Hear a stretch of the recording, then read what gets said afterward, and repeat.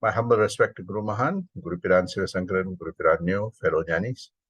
Today I'm going to continue chapter 24 of Mahan's teachings on vision of God.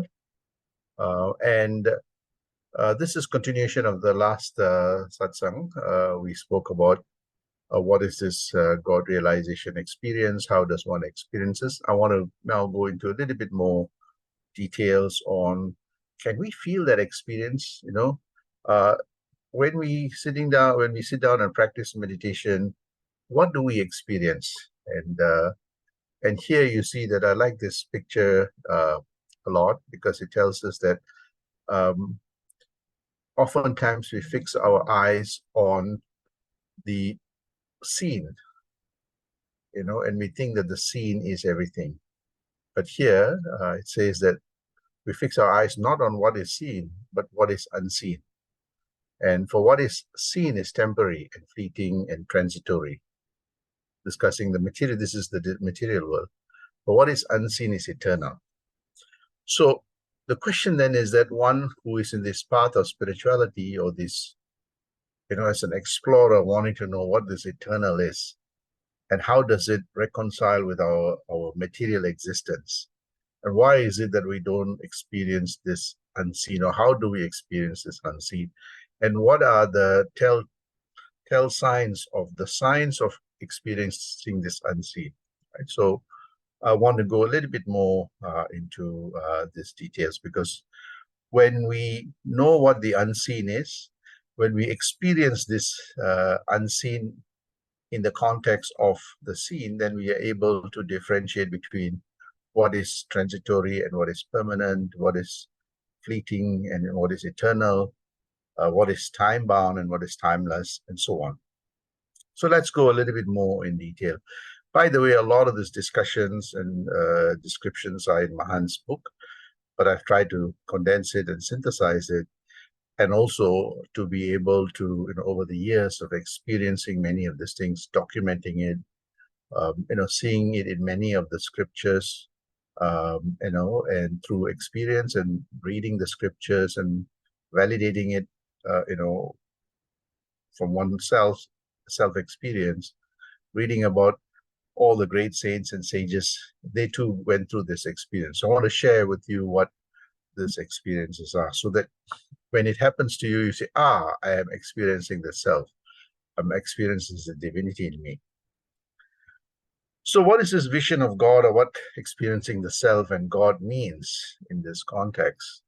So we see that oftentimes, you'll see in many parts of in many scriptures, it speaks about self-realization. Sometimes they speak about God realization, and sometimes they equate the two. Okay? And we will discuss both self-realization and God realization. And are they, converging, or are they one, or are they in parallel? So let's go a little bit more in detail of this. So what do we mean by self-realization? There are many names that are, spoken about of the self-realization. And I did a quick search and quick, research a little bit on what the self-realization. There are many names that we use: as self-fulfillment, self-realization, self-actualization, contentment, and so on, right? And yes, there are many words, many things that we use to describe this, right? But what does it actually mean? How do we actually experience this in our day-to-day life, right? What does fulfillment means? What is, actualization means? What does contentment means? And Swamiji uses this word called summa irkum sugam, that unconditional joy, unconditional happiness. What does it actually mean? How does one attain that? And how does it become the core of our lives, right? So this is what we're going to explore in this satsang. So I've always asked this question, okay, in meditation, we've got the nice experience. In the early stage, it's very difficult, the mind is, everywhere, and, it's hard to get that focus. But over time, as the readings and the reflections and the introspections and the contemplations and the meditation starts intensifying, we start experiencing some interesting phenomena within ourselves. And it is always good to document it. And this is what most, people in this journey don't do. They say, oh, I feel today very nice. After meditating, I feel so nice. Then after a couple of days, they say, oh, Guru, I cannot get it. I can get it for a short moment. You see, and after a while, they, give up. You see, because not every day they get the same experience. And most often it is, they get for a short moment. So when we start anything, we always have to document it. And that's what it means by self-discovery and self-exploration. It's like an explorer. That is, before they go on to the terrain, they do a lot of research about the terrain, the temperature, everything. So this is exactly, sometimes you don't see or experience what you read or what people have spoken about. But at least you've got that knowledge, and as you're going through that terrain, sometimes what people have spoken about in the scriptures or in the books or Mahans, you get it, but sometimes you don't get it, you see. So sometimes you get your own individual experiences. So it's very important to have a diary of yourself, experience, documenting all your experience. Mahan's I God book is actually his experiences of that God realization, the self-realization. So if we want to follow the path of our gurus and Mahans, see how they have attained this and follow that footprints, Some of the experiences would be similar to what they've had. Some of the experiences you would be charting the frontier as an explorer itself. So that effort is needed. So I asked this question, okay, I'm feeling very nice, feeling meditating. Yeah, but so what? Can I, is this the permanent state? So the early stage, it is not. There are moments that you go up and down, right? So I said, is this what, enlightenment is? And the question starts probing, what is the truth? So we see that, what is really important in everything, whether you get the feeling or whether you get the, experience or not, one cannot run away from the deep introspection, contemplation, reflection, meditation. This is so, so important. It's like a scientist or an explorer. No matter, there are moments that you're not going to get it. There are moments that you're going to have failures. But you have to have the patience, perseverance, persistence, and that practice intensively. And that's what ultimately, one fine day, everything comes together. So we then asked, what do we experience when we do this? Yes, we're doing all this introspection, contemplation, reflection. What is it that we are experiencing? So we really need to feel it, and it should not be a borrowed idea. We should not mortgage our intelligence because Mahan said this, or Guru said this, or somebody said this. No, that is their experience. But what do we experience? They have shown, okay, these are the methods that they have got the experience. Will it work for me? And this is what we need to. So what do we experience when we take this journey, right? We experience the self. Okay, we say, okay, we are the self-realizing, we're supposed to experience the self. What's the qualities of the self, right? So if we're going to experience something, we need to really know what is it that we are experiencing. Is it something that is the same or something which is very different, right? And this is the kind of probing that we need to ask. As I said, every thought, every experience, you need to put through this electron microscope, a sharp and intensive mind to explore everything. You don't want to be able to say, well, this is a nice experience, but it's also fleeting. It's also transitory, right? What is really permanent?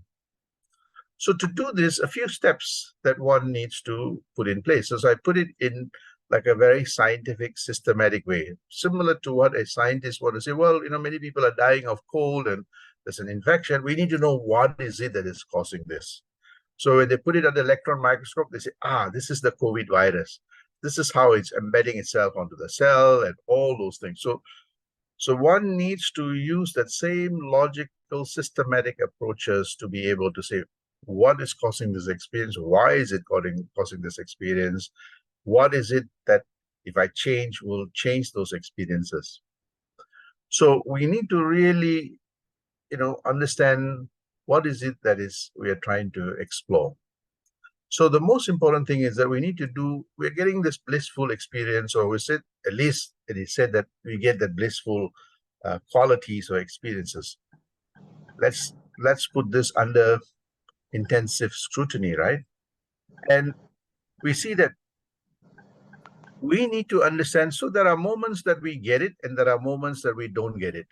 The time when we get some experience, we have to ask, what is this experience? We suddenly feel a joyful feeling. Why is it we are getting this joyful feeling? It could be that when we are practicing meditation, we get some hormonal changes. It's giving you the happy hormones. If that is the case, then it's a transitory experience, because as long as the hormones are there, we feel happy, right?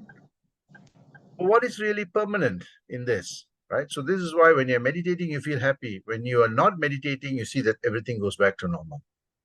So that means that it is still a conditional experience, right? It's okay. At least we know that, right?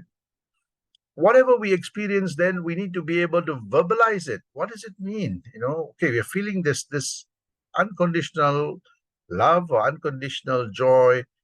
We have this feeling and we can put a word to it. We can verbalize it, right? And there are times that we grapple with the words that we can express, but at least get close to what it is expressing. So the mind starts now documenting the experiences and is able to, you see, the human mind is very interesting. It needs something to hold on to, and that's how the software that we have called mind operates. If we can't grasp it, we are unable to fix it, and unable to create a tangible, something's intangible. We need to be able to tangibilize it so that we have a word to describe it. Then we can think about that. We can then put it to practice and validate it and reinforce it. So it's that mind needs to be able to have full understanding of it, and trying to verbalize it helps, or trying to put a word, or put something which is more tangible to that experience as best as possible. And you see, this is throughout in all these scriptures. You see that many great saints and prophets have gone up the hill and got these experiences, this mystical and magical experiences. And then they try to explain, this is God's whisper, God's inspiration. So they try to bring as best as possible. Even Mahan himself too, when he got this vibration, he knew he was getting the vibration, but he didn't know what it was. He says it's an experience that no words can describe. There are no alphabets that describe it. And over time, as he went, the mind expanded, the intellectual expanded, and to be able to say, this is what that experience is, right? So when we're able to express it in words as best as possible, we're able to then codify it and store it in our memory. And we can then put it to practice, right? This is what it is. Okay, this is a nice feeling, so how do I permeate this feeling? What are the things that I've done, the conditions that I've created to permeate this, right? So we then know what it is, and the conditions that give rise to this, and the conditions that do not give us that experience. So we can now do like what a scientist is doing, but our laboratory of experimentation is our human mind. Slowly, as we start understanding, codifying it, we see that our thoughts, our words, and actions that we now have, what is intangible, become more tangible in the form of our experiences, the form of the kind of vocabulary that we start, expanding and creating, and the words that we kind of utter, the thoughts that we create, and the actions that we take, that we take on, and eventually they start reverberating and reinforcing those experiences.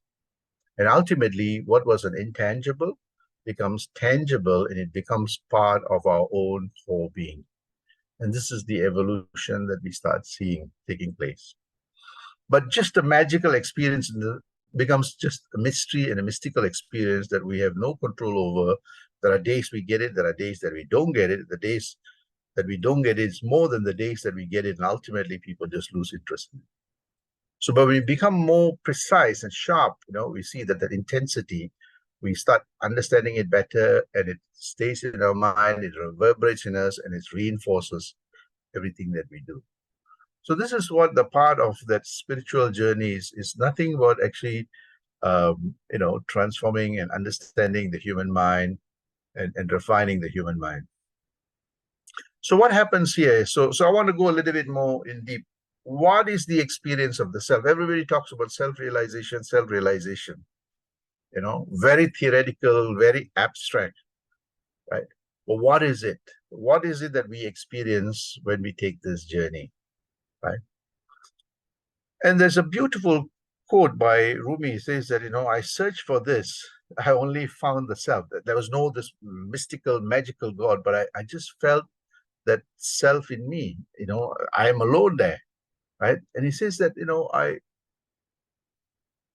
I searched for myself and I discovered that God in its entirety. This is exactly what Mahan said. Hey, but what is this God in entirety? So let's define what that is. What is when we see this God that we are describing, it is not a human form. It is much more operating at a higher level. We say omnipresent, omniscient, all these things, right? The words that we describe God. So if we pursue this, then we should be able to get glimpses of this experience, because when we say God realization and we have characterized God in such a way, then we should be able to experience it. Otherwise, it's just an abstract or a theoretical experience, which is of no use to any one of us. So how do we then, Mahan's, like Rumi, had the same thing. He says, I searched and searched, and ultimately I found God in its entirety in me, right? So that gave me the hooks to say, okay, I'm going to search this, right? The Rumi's quotes, Mahan's quotes, and many, many other great. Okay, there's something that they found. How do I experience this? So I need to be able to define God in its entirety, and then see, as I intensify my introspection, contemplation, reflection, meditation, do I get glimpses of this? If I'm getting glimpses of this, then, this experience of this God, formless God, intangible God, if I can get that glimpses of that experience, then I'm getting glimpses of that God realization or the self-realization stage. But if I can then get at least a glimpse of the experience, and then that intangible experience that maybe there is no words or vocabulary I have developed to describe it, by effort, I can then find the right vocabulary as best as possible, or develop my own vocabulary to be able to make what is intangible tangible, so that I can store it in my memory. I can pull it out when that experience happens, pull it out when I want that experience, and ultimately that becomes the core of the being that I'm trying to see. So this is the steps that what a scientist would do is exactly what Mahans and other great saints were doing. So I say, okay, was this theoretical or is it something more deeper? So that's how I pursued this journey. And this is the kind of experiences that I got, the glimpses of that divinity. So what are the three important big experiences that one will get? And I'll define each one of them. What you get, this supreme experience, this divine experiences that gives you, wow, this magical, mystical experiences, which I'll break it down, because supreme means a higher order experience than an ordinary humanly experience. That is what you get. We know what our humanly experiences, we go through ups and downs, sukha dukkhas, we have sometimes angry and, all those qualities. But this lifts the game. You get an experience that is far transcendental to all this humanly experience. So even though you're in circumstances which you'd ordinarily get angry or things, you now say, hey, I can transcend this, the supreme experiences that you get. You see, before I would get angry with this, now actually I don't feel at all, So this supreme experiences that all the great saints and sages have been talking about. I said, what does this mean? And I'll break it down to that, more detail. The other one you get is that very enriching and enlightening experiences. What does that mean? You feel actually very, positive, inspirational, and you understand things better, right? Before, things were so complex, and and because of the complexity, I don't, I just follow the rituals or just follow what other people are doing.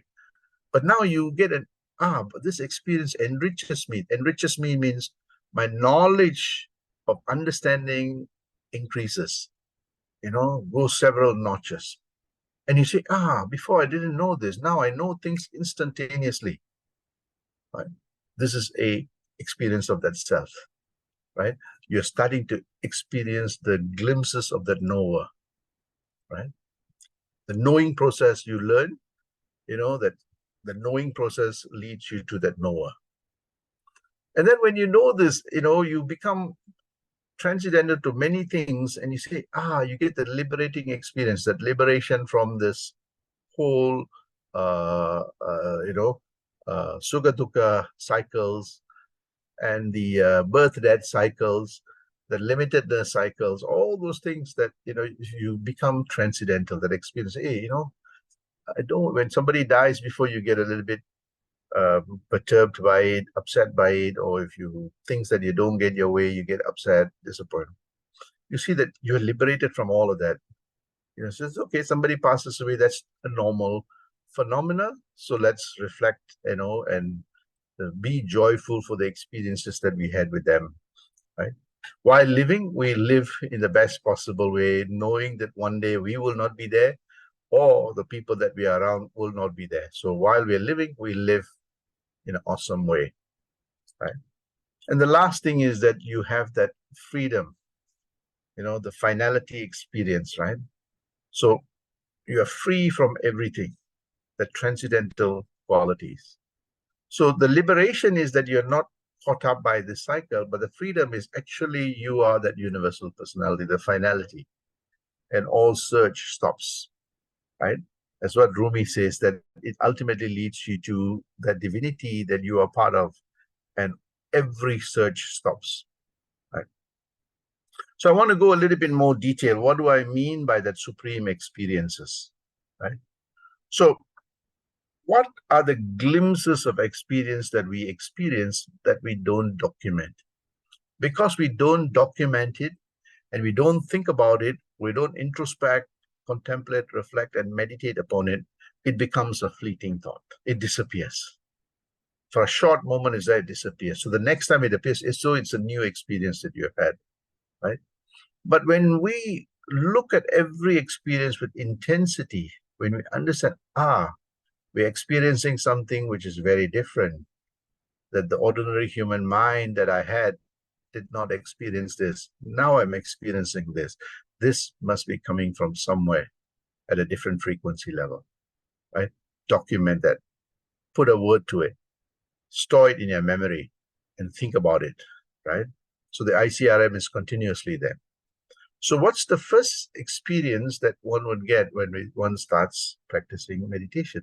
Yeah, the mind will be very noisy, but after a while, you see that a sense of calmness come in. Something very interesting happens as we intensify. Whether the days that you get it or you don't get it, over time, there's a sense of silence or serenity that happens in us, a sense of quietude that takes place in our mind. It may not happen immediately, but as we intensify with intensive observation of what is happening in the mind, and that vibration that the Guru teaches you to focus on, we see that all our thoughts that are out there, that the mind is trying to follow through and experience, slowly it starts retreating back. You see that slowly, that you'd had 1 million thoughts a second, that starts dropping to 100,000, 10,000, 1,000. Eventually, there comes a stage where there is only one thought. And that thought is just that vibration, the inner vibration of the practice or the mantra that Guru has taught you, that it's only reverberating, that even that disappears after a while. So we see a sense of quietude, serenity, and calmness that comes in it. And you can reflect that in the thoughts that you have. You can reflect that in the words that come out of your mouth. And you can also reflect that by seeing the actions that you partake in. It's no more rushing and doing it. It's all calm, cool, because the mind is in that state.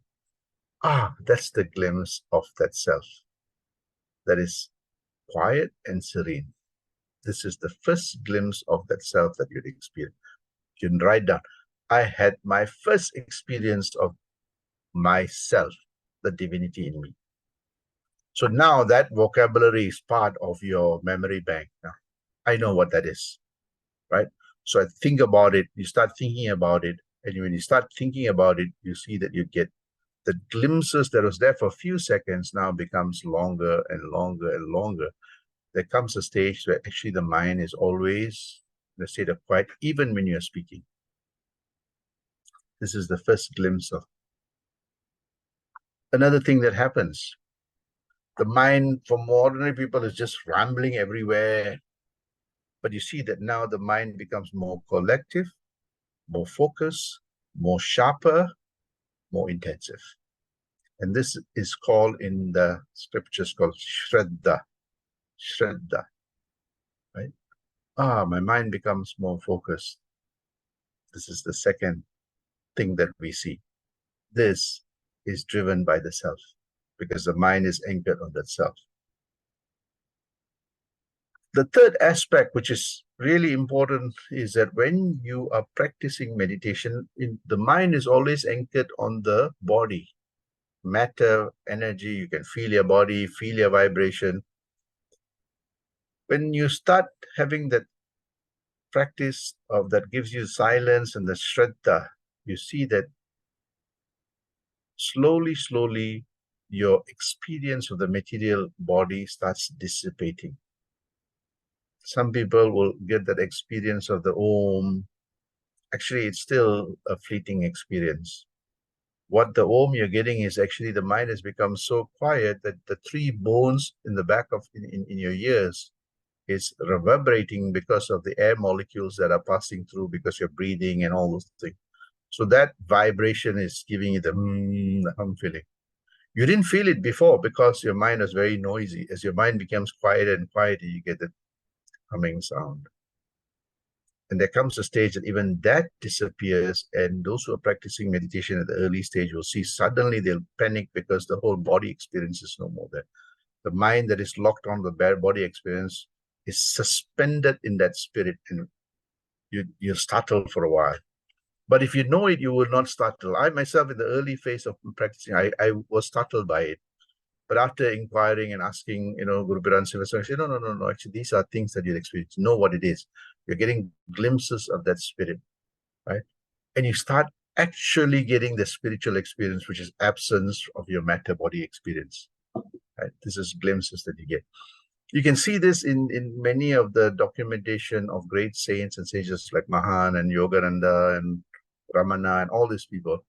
They too got that initial startling experience, and then when they understood it, it became a more permanent feature. You start getting subtle experiences. Ordinary human mind operates at a particular frequency. When that material body is quietened in the mind's frequency expands. You start picking up frequencies that are beyond an ordinary feel of frequency.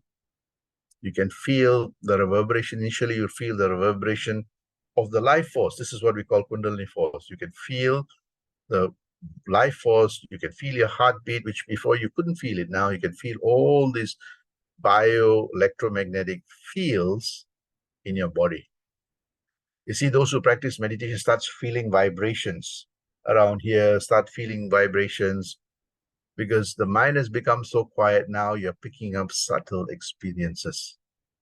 Right? This is another glimpse of that self. This subtle experience is always there powering the body, but you could not experience it because the mind was preoccupied with other material thoughts. So when you start getting glimpses of this, this is the glimpses of that self that you're getting. And that will prolong, ultimately leading you to a higher order frequency and more subtle frequency. So the things that even before, you did not understand, now you comprehend things better. You also then start getting this, people talk about samadhi. Samadhi is actually, most people think it's passing the body. No, samadhi is becoming transcendental to the body. So you start actually experiencing the self, you know, as what you experience in deep sleep, that absence of everything. You actually experience the corridor between action and inaction, the corridor between material and the non-material component. And you understand that corridor very well, that if you step into one, the whole material world disappears. And when you step into the other, you see that the material world is powered by the spirit. So that samadhi, glimpses of that dance between the two fields, you start experiencing. Right? And the beautiful part is that samadhi actually means that the original state of who we are, adi, right? So we have better understanding of who the true state is and what is powering what. It is not the material world that powers our personality. Our personality is powered by something far transcendental. And if we understand that, then we see that the material world is now managed by it. It's like the divinity driving your material, chariot. So you get that glimpses of experience, and that becomes more and more prolonged. What happens after that? You have a sense of samatva because you understand both. You're not perturbed by the sukha dukkha. The mind becomes the sense of equanimity, the sense of, because of starting from serenity, focus, the spiritual experiences, the subtle vibrations that you're picking up in the samadhi gives that material mind a sense of stability, and that oneness. It understands who it is and is not impacted by the sukha dukkha fields. This is what part of the material nature is. It's operating the material nature, but not perturbed by it. And you see this, people who are enlightened, their mindset is they're always so calm, cool. It's okay. They have this mindset. Never mind, this will also pass. And when that happens, you slowly get glimpses of being seamlessly integrated. That's an, expansion that takes place, the feel of, because the frequency of the mind now expands. It's no more locked into the material frequency. It becomes more and more porous, more and more expanded. It becomes more integrated. You feel you're one with everything. You go to your garden and you can feel as though the plants are talking to you. You have a pet and you see that you understand what the pet's feeling is. You see people, you understand the feelings of people, right? You become one with nature. And this is where we see that, great Mahans and saints start thinking, hey, I am not a drop in the ocean. The ocean is a drop in me, right? So that seamless integration, because the mind now is no more fixed in a particular material frequency. It becomes more and more like the spirit, and that's the frequency it starts picking up. And you feel that oneness, that's what gives you that beautiful, joyful experience. Right? You feel one with everybody, and sometimes you see, hey, I want to help somebody. I want to be able to do something that, and that's the kind of altruistic feeling. And that's why you saw in Mahan and all these great saints, when he acquired this knowledge from the Guru, he said, I want to give it to everybody, irrespective who they are, right? So you get that seamless integration because of that, the equanimity, everything is one.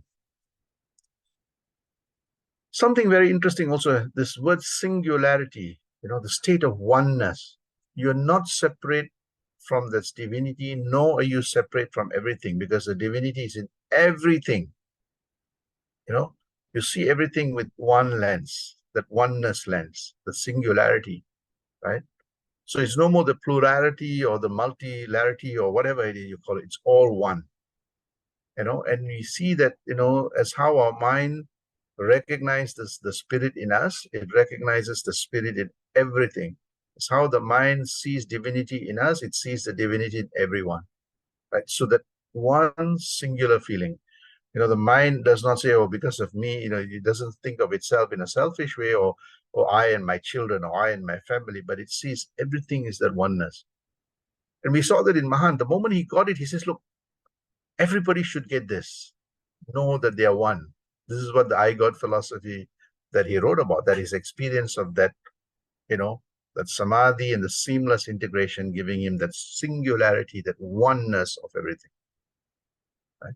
We start getting the glimpses, and there are moments that you're powered by this, and you say, wow, and you see challenges in other parts of the world or in people, say, how can we, inspire them to see that oneness?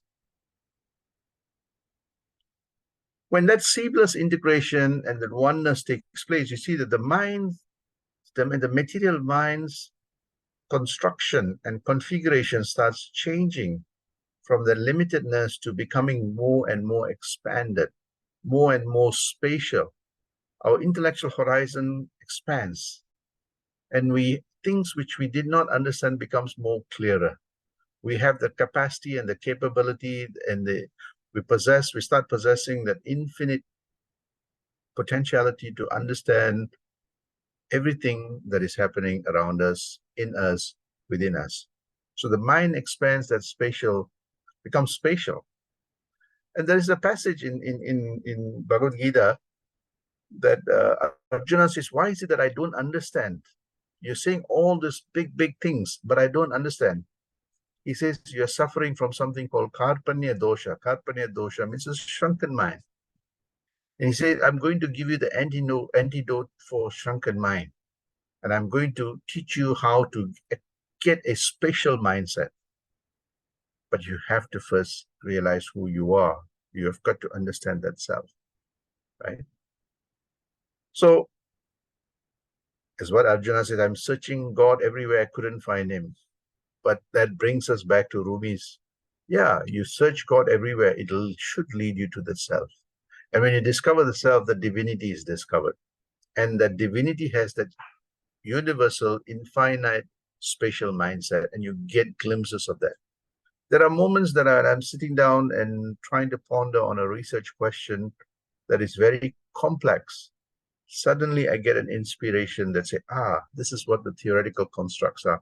This is how, in a simplified way, not in a complex way, simple way, that, that self, when the mind touches the self, it gives you the illumination to understand and then crystallize it and make it very simple, which brings us to the 10th point, that when we have the spatial mind, the most complex things in life becomes very clear, very simple. You're able to unpack the complexity and make it very simple, and you live a life of simplicities.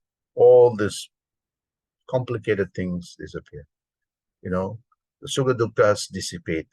The challenges becomes opportunity for learning, and the scars become stars. And this is what one gets, the first 10 supreme experiences that one gets, as one intensifies this meditation. Document it. This is what I got today, and this is what it means. This is how I felt. Put it down in your diary, reflect upon it, and slowly, slowly it becomes part of your vocabulary. When that is percolating and reverberating, your intellect starts expanding. When the intellect starts expanding and experimenting and testing out mentally, you see that the mind's DNA and the chemistry starts changing. It becomes broader, it becomes deeper, it becomes richer, and ultimately it realizes that the self is powering the mind, and the mind is part and parcel of that self, the divinity.